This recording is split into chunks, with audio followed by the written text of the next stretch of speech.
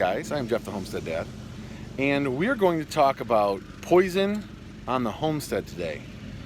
I want to show you something that looks like poison, but isn't.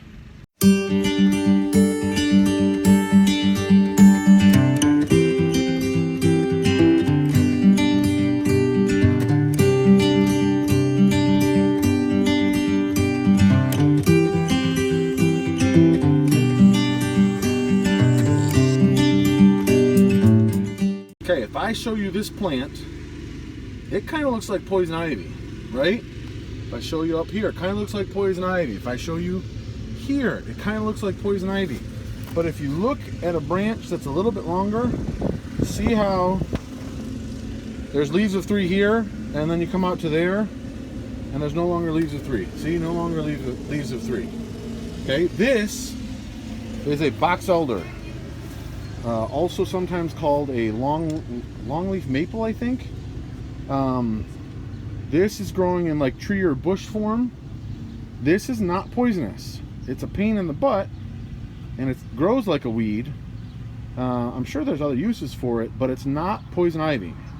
I want to take you to the back of our house where we have another box elder plant growing and show you it and the difference between something that looks exactly or a lot like it. So here's another box elder tree, right? See, leaves of 3 on the end, leaves of 3 on the end, leaves of 3, but you get over to here, no longer leaves of 3.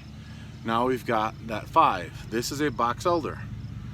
I actually thought it was poison ivy until I saw this up here and these up here, and I was like, wait a second, that's not poison ivy. And I used a plant identification app.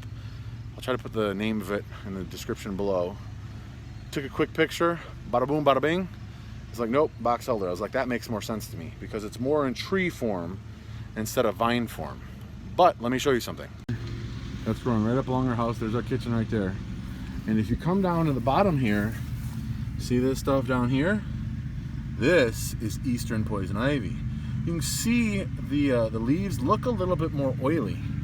They've got a little bit of a red tinge to them. They kind of have that same look.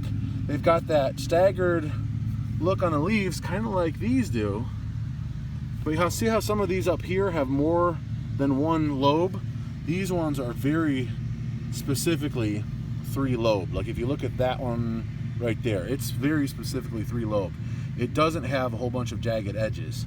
And it comes over here, and it comes over here, and you can see it's coming out here, and every place where a leaf comes out, it grows in leaves of 3.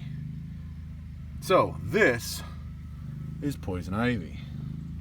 See the vine, the telltale vine, and one of the ways I can always tell is it almost looks like there's hair on that vine. So this is poison ivy.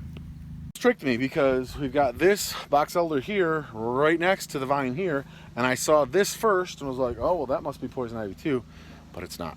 So I always try to make sure that the kids know what poison ivy is, and even if they're not sure, I just say, well, if you think there's any chance that it's poison ivy, leave it alone. But box elder, poison ivy. Hope that helps. Hope that saves somebody from getting a rash.